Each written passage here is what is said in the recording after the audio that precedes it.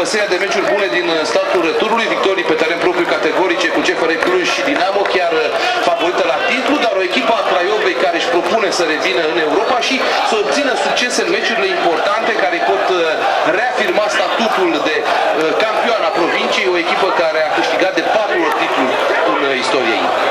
Pas acum lui Thiago Gomez, încercare de lansare pe partea dreaptă pentru Tohas. Gheter al campionatului, iată o ieșire hazardată a lui Zapata, dar jocul este oprit, a fost un fault în atac făcut de Julius Ubei. Spuneam, Costea, deși este golgheter cu 16 reușite, la fel ca și Gigel Bucur în acel meci a izbutit să rateze din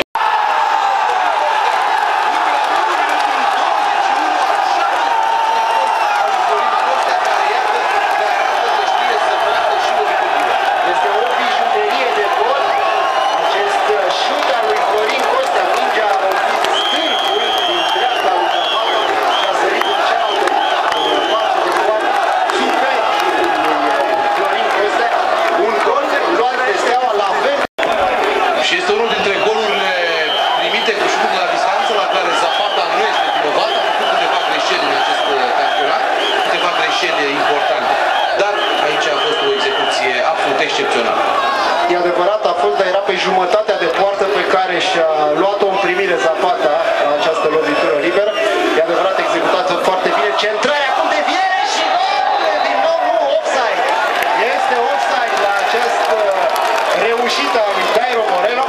Imediat tușierul a ridicat steagul și înclin să-i dau dreptate pentru că n-a greșit niciodată până acum. Ce meci greu a avut până acum acest tușier. Nu aici. Semedo, care îl păcălește ușor pe Dilei.